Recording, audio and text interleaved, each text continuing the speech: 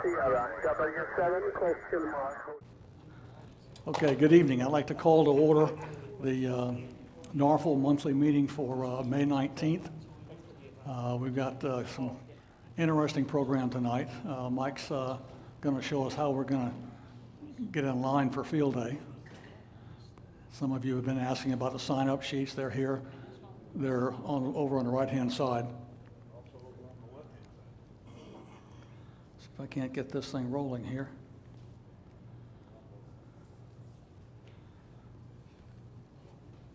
Okay, you know where the emergency exits are, the restrooms, the remote audience is on there, and coffee and snacks are on the side.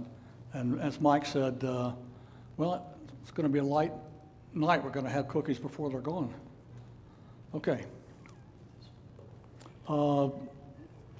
Here's the last few weeks of new members. Okay, and a few of us in this room are kind of proud of this slide because the ones with the asterisk beside them came through the May 2nd Ham Cram, and we had a lot of fun doing that, and we felt pretty good about it. We've got it scheduled again for October 27th. We're going to try to do it every 6 months. And so let me know if you guys have any real problem with those dates. That was the closest date I could get to, roughly 5 or 6 months out with room availability. But if you have if anybody knows of any issues, give me a contact me.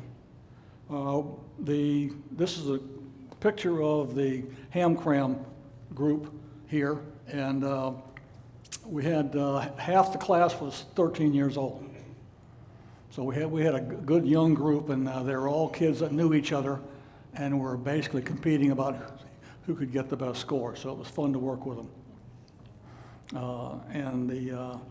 We actually ended for those of you who don't know what a Ham Cram is, it's basically you expect the students to know the answers to the questions when they show up for the class.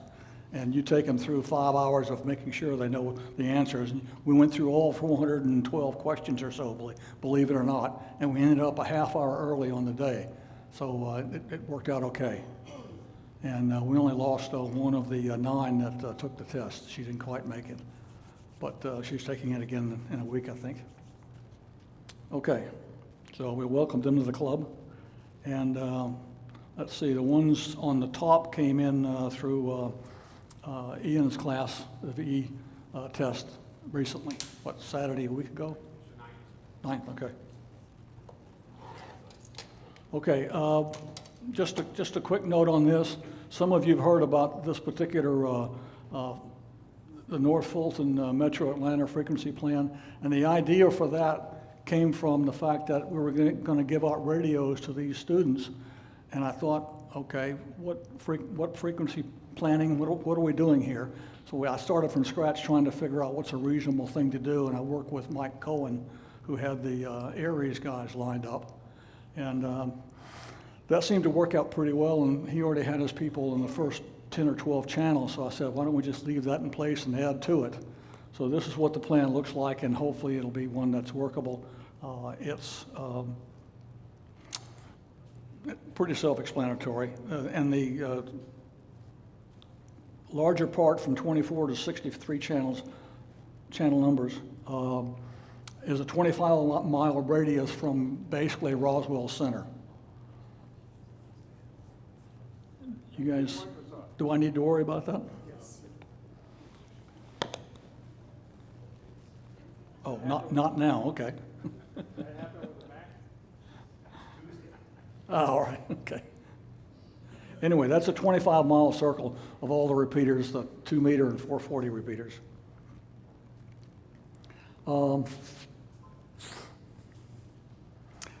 This is up on the website. Right now it's in the article for the frequency plan, and you can go to that download that link and get the 63 channels if you've got CHIRP on your computer. And we're going to try to start propagating it a little bit. We'll do some of that at field day. And one of the problems we have is since Fred lives so far out of town, him getting Fred at every meeting to load CHIRP is going to be a little difficult, but we'll try to figure it out.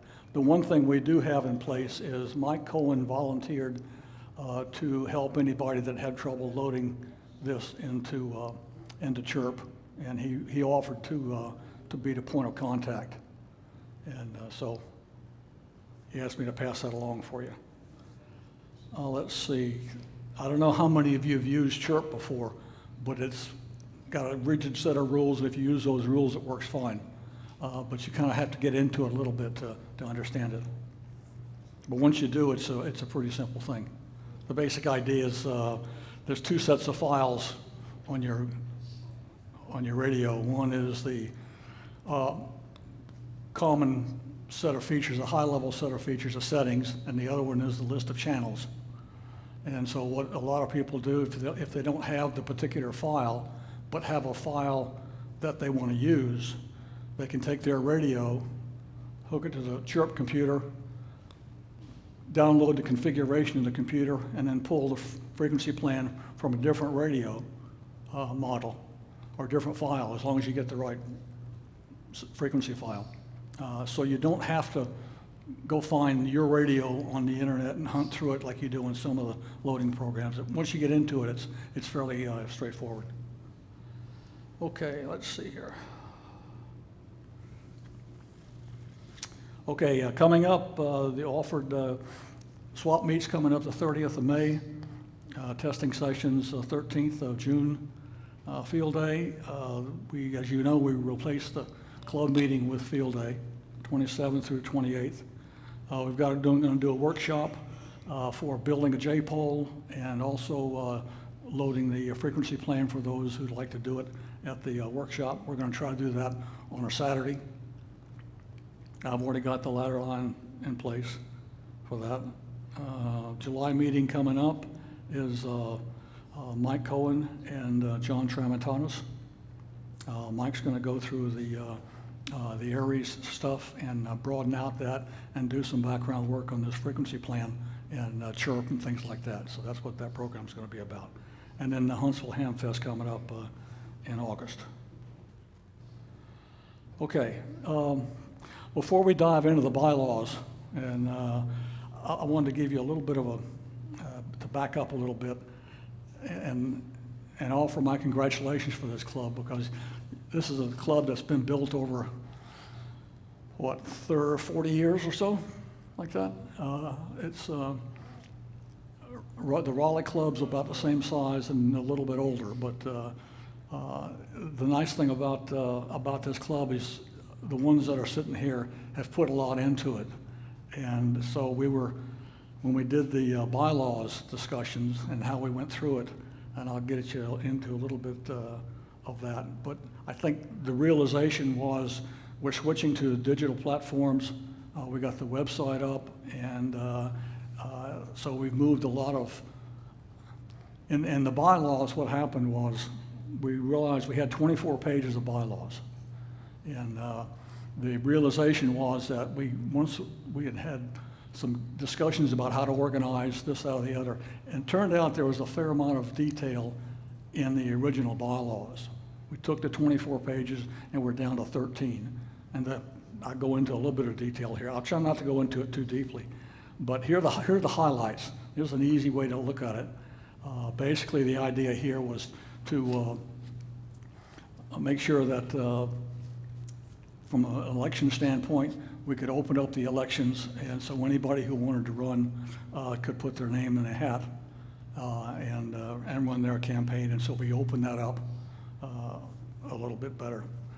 And on the leadership continuity, we changed it from 1 year to 2 years so that you get some momentum going and you don't keep churning with an election every year. The other issue was the web-based club operations. We've got a lot of the guidelines and how we operate and how we pass data back and forth and have confidential information there. But the basic idea is we've got the archives in place and we feel comfortable that we're meeting the 5013C guidelines with regard to making sure that the documentation for the club is archived and available. The other two issues, I guess other The fifth one was probably one of the issues that we came across with the family plan, having multiple voting memberships within a family for one membership price. And we felt like overall, this one, we had to go through this one a few times, but we ended up saying, all right, the equity is important, and we ought to be able to put the situation, if we're going to be participating club members, we ought to be dues paying, and we ought to,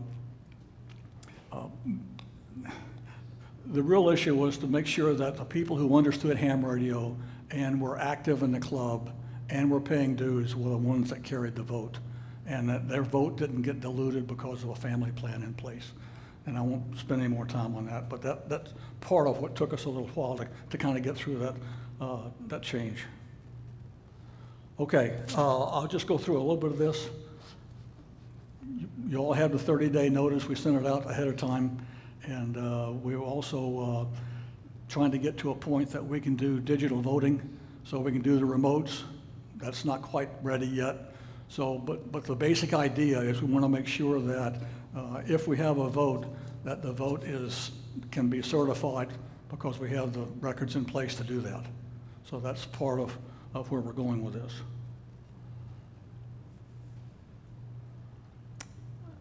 And let's see, the board of directors unanimously approved it, and so that's the basis on which we're moving forward with a vote for tonight.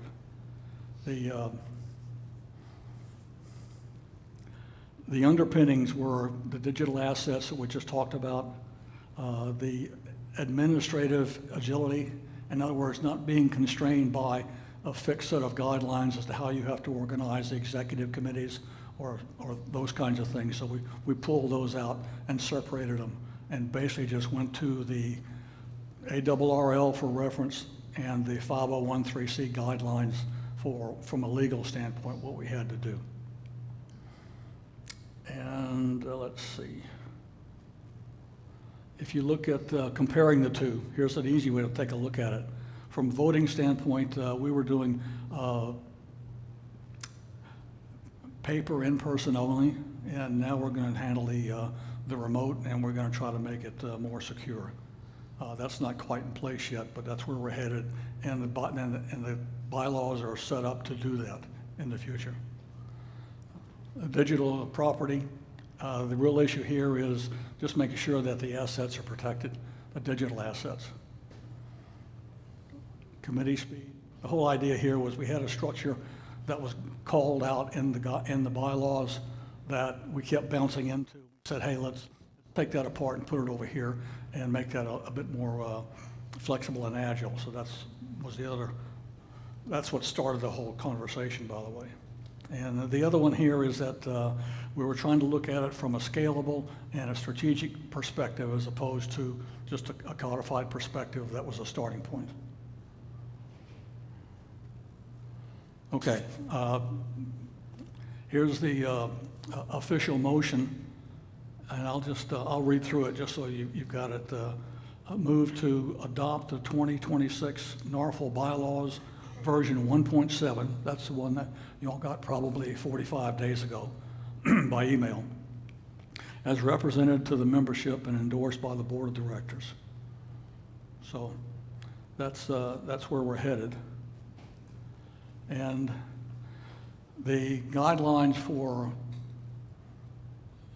currently with the existing bylaws say that it's a majority vote, so it's 50% plus one of the members that can vote who are in attendance both here and on the remote.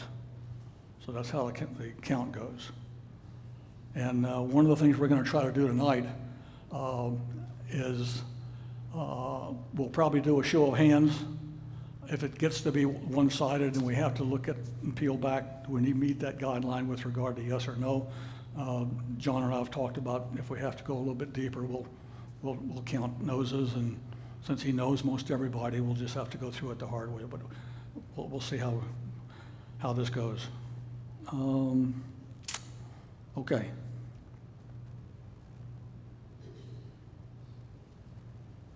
Okay, Any questions on the bylaws that you guys have that you want to talk about? We need to leave it open for a minute here just to make sure everybody has a chance to say their piece. Ian?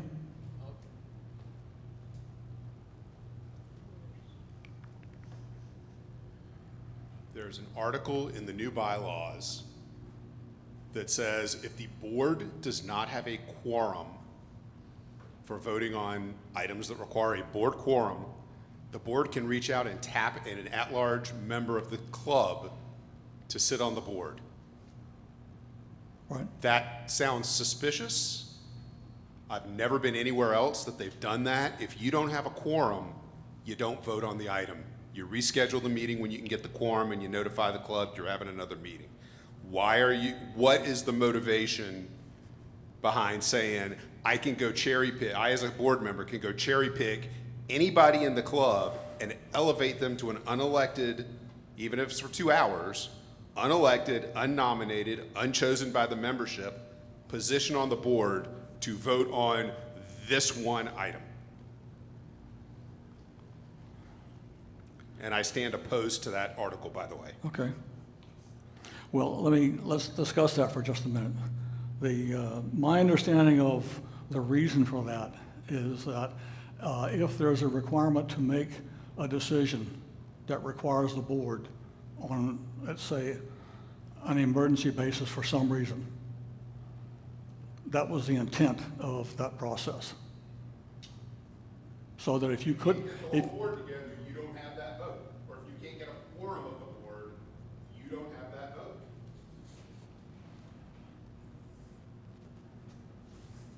Again, that's not unheard of. I can tell you, I was involved in another organization that didn't. Can you? I was involved in another organization, not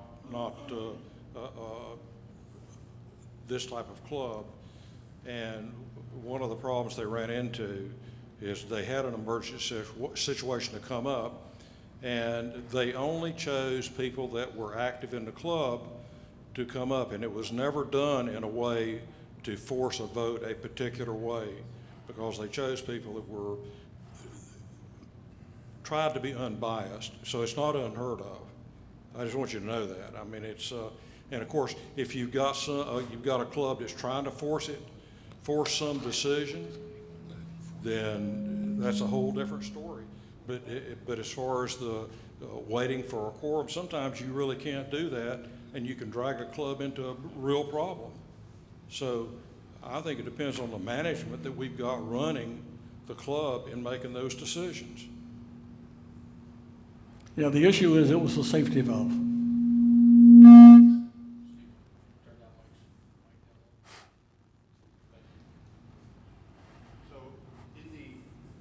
I got nothing there. You hear me? No. All right, 1, 2, there we go. You just asked me to turn it down. If, what is the percentage that we have to establish a quorum? What is our percentage? Because it's not a fixed number. You know, it could be 50%, it could be 20%, depending on how our organization has defined what a quorum is. What is that percentage? It's what, I'm asking the question, what is the percentage? I don't think anybody can I, answer no, me because I think haven't it's read it 50. anywhere. I think it's 50%. But where's our lawyer here? No, for a meeting like this, a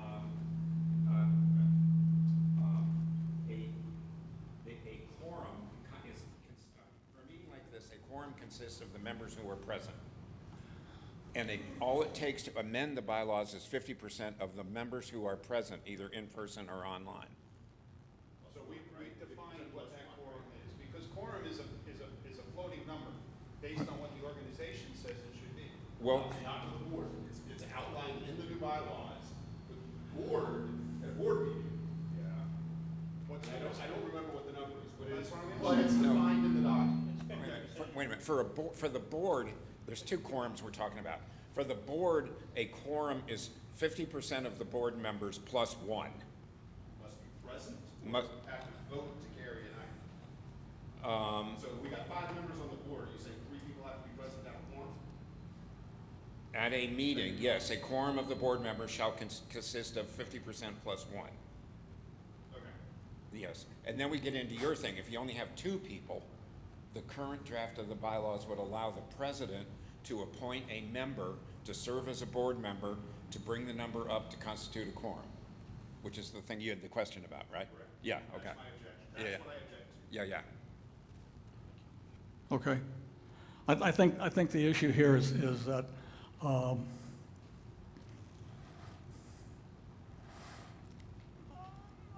I think we probably need to have a way to break a quorum deadlock. And that was the way we chose to do it. It was in there, I think it was there in the past as well. I don't think that's a new issue. But I think. It was not in there? Okay. I retract that. Yeah. Can we have an election for non-voting members that will be the ones that will be selected in that case? I didn't understand that. I'm sorry. So Ian's concern is just picking somebody at random. When we vote for our board members, we should vote 2 or 3 members that are non-voting until this situation arises. And the voting, that third vote needed would be the one of the 2 or 3 people that were voted on when the board members were elected. You'd have to adjust the bylaws. You'd have to rewrite the bylaws to allow for that. Yep. I apologize in advance. I'm having a little problem hearing, but that's, I'm sorry. I can't do anything about this. I think and if I'm being redundant, I apologize. I think this quorum business is very bad. I think it's not in the best interest of the club. When we elect, when we elect officers, we expect them to operate in the best interest of the club. That's why we elect officers. Just because you don't have a quorum doesn't mean you say, oh, hey, yeah, we'll get Neil, he's a good guy, and he'll go along with it. Well, that's stuff and nonsense. We expect a board of directors, officers, to act in the best interest of the club. If you don't have a forum, you reschedule a meeting, period, end of story. I think that particular point, I have no problem with the other items on the bylaws. This really irks me because I think it's dangerous. I think it's not in the best interest of this club, and I would like to see it removed. I have a question for you, sir. I'm sorry, I can't hear you. Stand close to him. I have a question for you, sir, which is, these bylaws have been available for club members for discussion for 4 months now. And I'm curious to understand why that in the day of the voting, you decide to give us that feedback instead of giving that feedback while we could actually do something about it. I gave that feedback several times. On an open forum, on the floor, not by sending an email to Lee, who's a great guy, and say, hey, Lee, I don't like that. That's why we have meetings, and we have discussions, and we vote on things. That's what an open meeting is for. We are governed by Robert's Rules of Orders. And that was one of the first things when I had the honor of serving this club as president that I became reasonably familiar with. This is not, in my opinion and others, is not in the best interest of the club, period. And whether I wanted to respond to it before or now, I prefer to do it now on an open floor. No, but that's an important feedback. Thank you for that, because that gives us the sense that we should actually have more meetings about the bylaws. Because we had 3 meetings after the bylaws have been published, and no one called that over here. There were also 3 meetings of the executive committee, which are open to everyone, and we didn't have that feedback, right? But that's fine. It's. Please do. Well, you know, I've spent some time as an officer of this club, and I owe this club a lot for everything that it's done for me.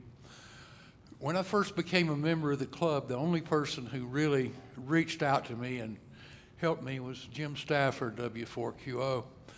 We became very good friends, and in a very short time, I know many people here knew him much longer than I did.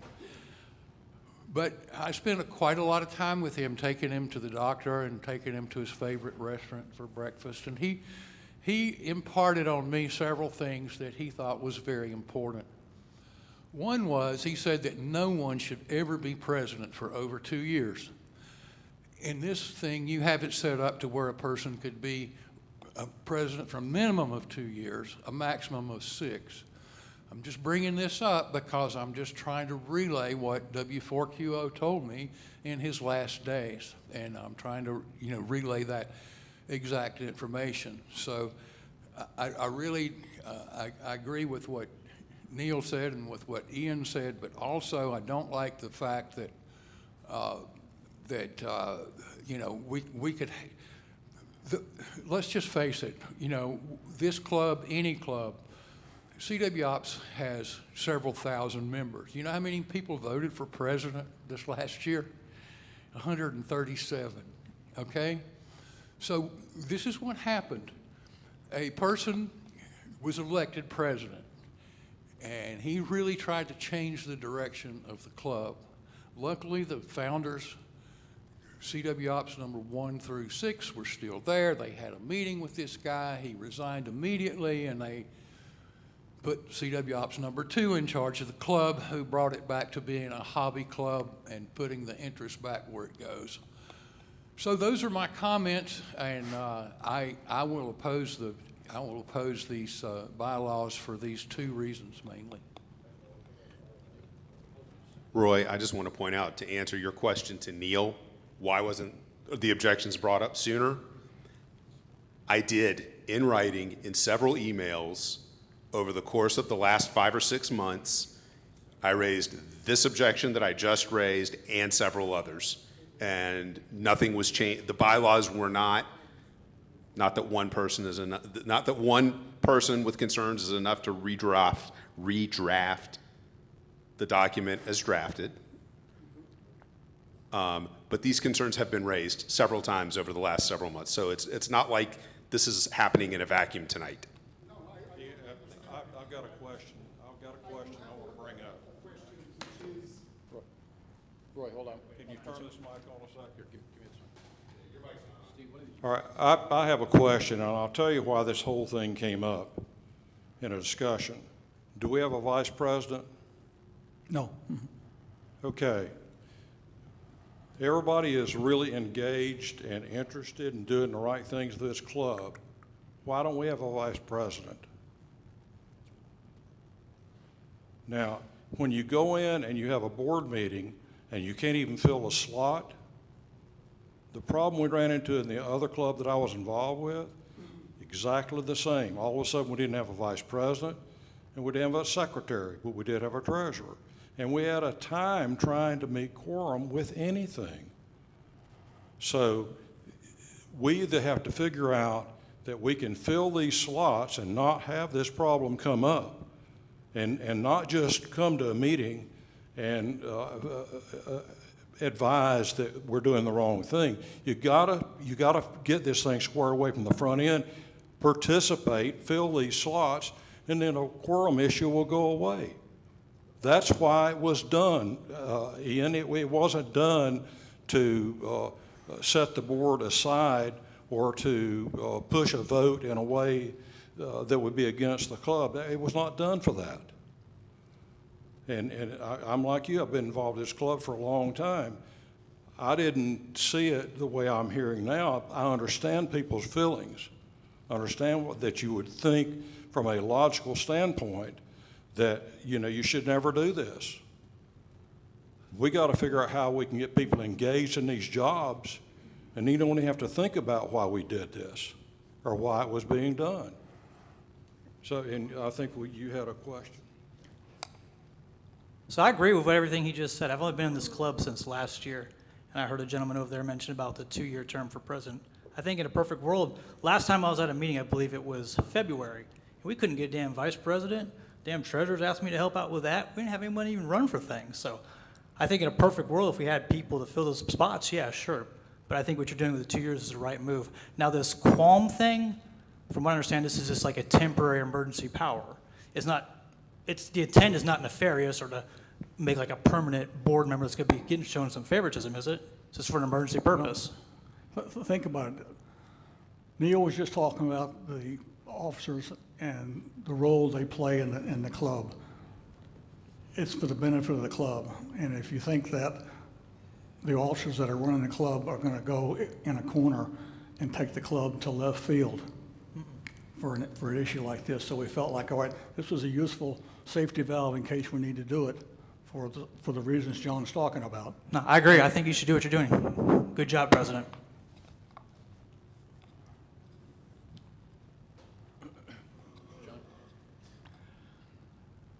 We have to have active members to fill these roles. If somebody's going to be a president, I'm sure it's easier to get somebody in there for the 2 years. I'm personally okay with that. And I understand if we have to make a vote to get somebody in there temporarily. But my bigger concern is if Ian had these concerns and brought them up numerous times, as he's saying, and they weren't addressed before now, and why weren't they addressed? Let's back up just a minute. You're making an assumption they were not addressed, okay? That's not a valid assumption. This board talked about those particular issues on Ian, because I give Ian credit. Ian gave us a list, okay? And we worked through that list each time Ian gave it to us as a group, okay? You might argue with the outcome, but I thank Ian for standing up and saying what he's saying either way. Was that communicated back to him, addressing his concerns on those issues? I talked to Ian on the phone, yes.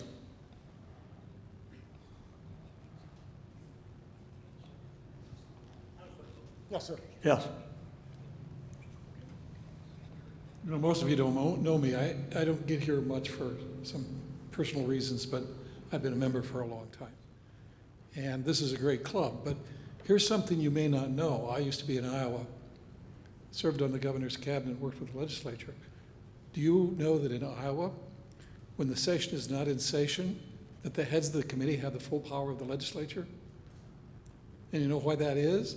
Because if there's an emergency, the state can't sit back and say, oh, well, we'll let the state burn down, right? Now, here's a question I guess I have, because I haven't had a chance to be here much. I've been a ham for over 50 years, but who is it we don't trust? I mean, I think we need to really think about the fact that this is a club, a hobby. And its preservation is very important to everybody that's here. I don't know whether, Ian, I respect you a lot. I watch you a lot. I usually watch on the video. But here's the part. So I have the scenario in my head. I have 3 board members want something a certain way. 2 members don't. So we kidnap the 2. The other people, that's going to happen, right? That's not going to happen. So where is the problem? I'm just having a real problem here. I really think the 2 years is really important. Even 6 years is important, because one of the problems we have in government is when the leader changes, everything switches, and I hate that, okay? Yeah. So I think for this club to have the continuity that it needs, this is a really good move. I personally think that. And on this part, I think you're doing it really, the only thing I don't understand is what is emergency? How do you define emergency? Is it defined in the bylaws, or is it just for the 3 people that are there, or 2 people there to decide? Well, we probably didn't define the emergency. Yeah. I don't have any problems with that, honestly, because yeah. if 3 members are there or 2 members are there and they think there's an emergency, I'm going to have to trust them. I don't think I just can't believe in my mind. I guess if I have to believe that there are things here that are so critically important that you can't handle something that might be an emergency, rather than that, you just do it this way, then I don't want to be here. I just think this is for me, it's, I know it's very important to you, and I'm not degrading that at all. For me, it's just a very important thing that you have the ability, A, to have continuity, and 2, to act in the case of emergency, even when states give their committee heads of their committees. I was in the state of Iowa, and I got the state of Iowa during an off session to spend $250,000 for a new project, which was new legislation. That's where I learned that these people had all that power. I didn't know before either. But the head of the committee said, well, we're here in case something really bad happens. And they didn't have it defined either. It was up to them to define. So I just think we should think about those kinds of things rather than what would happen if it might. Because I look around this group, and I've been with here from time to time. I just don't know that there's anybody here I wouldn't trust to say, make that decision and save the club. So that's just my thoughts. Well, to be honest, that was the presumption that we made when we said that if we need a safety valve for that particular reason, because we have to make a decision for the benefit of the club. Okay, the issue wasn't if somebody's going to die. It was intended to be, is it a decision that needs to be made that's above the limit without a board approval, and you can do something good for the club. And if you feel like it's important enough, you take it to those people and grab, let's say, the past president like Mike and ask him to come in and help do that. Okay, so that was the idea of how it would be utilized. And it sounds like we're getting to a point that we got one particular issue and we can do one of two things. Go ahead. I'm just curious in the process, you presented it here tonight. Is there some reason you're saying, I mean, can Ian bring up a motion, or can he bring up an amendment tonight and vote on it or not? Oh, we're going to vote up or down. Okay. Okay, and the real question is, do we want to split the membership up and say, all right, let's start making sides of the aisle here? That wasn't exactly what I was trying to do tonight. But the other side to it is, we've been going through these bylaws, we put them out there, and we got the microphone. I don't think that's me, but let me, yeah, like, Give me one. needs a microphone. Yes, sir.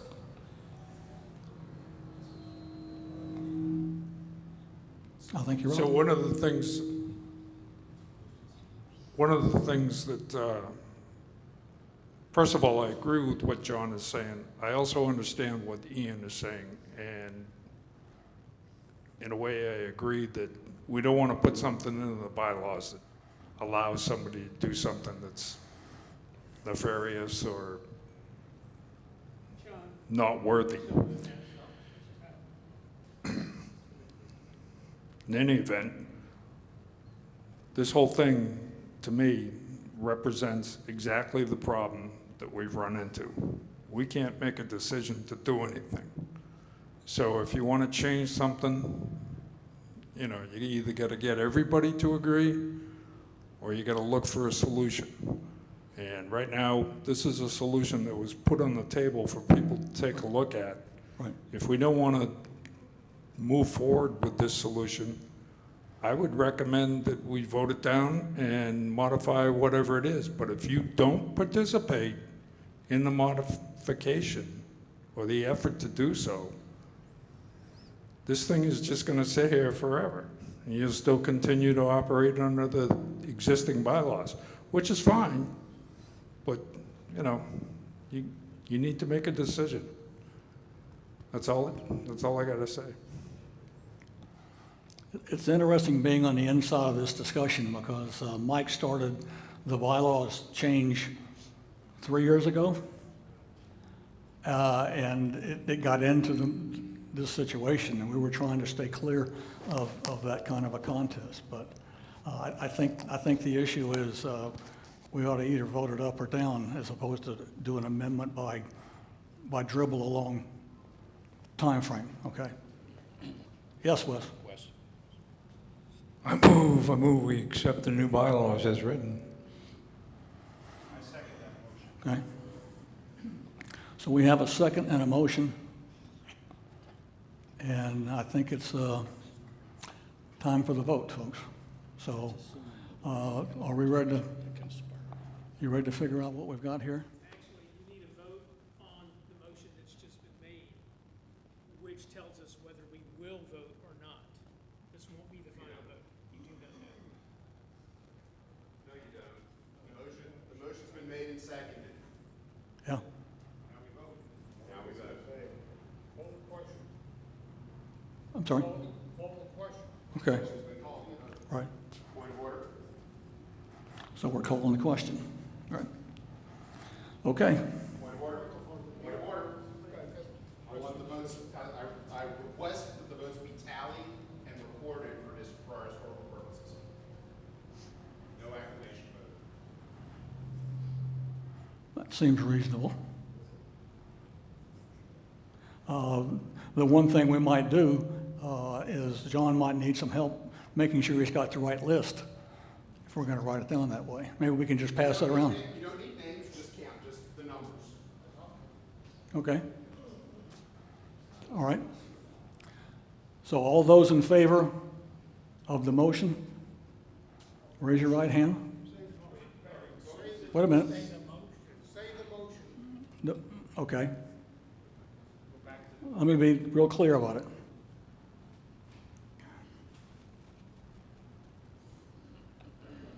Okay? The motion is, I'll repeat it, I move to, that's why I wrote it down this way, just so we'd have it codified. I move to adopt the 2026 bylaws, NFARL bylaws, version 1.7 as presented to the membership and endorsed by the Board of Directors. Where are the highs? So be all in favor of aye and no. Okay.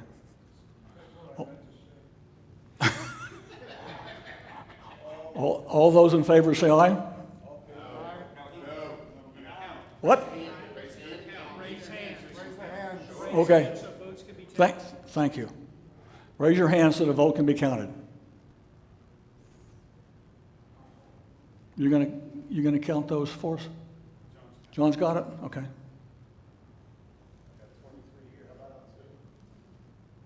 They cannot vote remotely. How about on Zoom? I don't believe they can vote yet because the new bylaws aren't in force.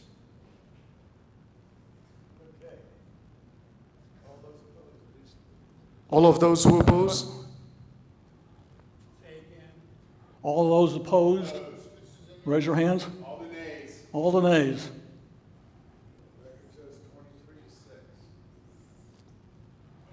Okay, the motion is carried. Wait a minute, how many people are present?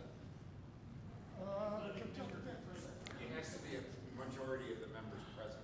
Right. No,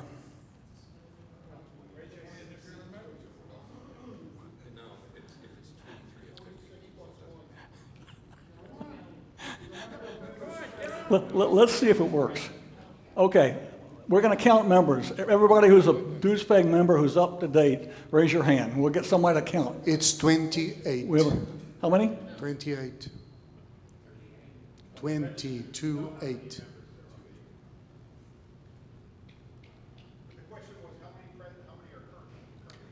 Current members with their dues paid as of today, if they registered, is 28 to 8. There are two. Okay.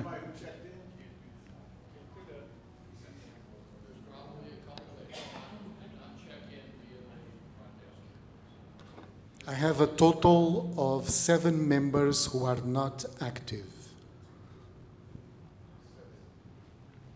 or not even members. So what was the total number? I have 30 hands in the air. Okay. Okay. And the aye vote was 23? So it looks like the vote was carried. So it's accepted, it's done, the bylaws are done. Okay. Hey, shall we at least have a round of applause?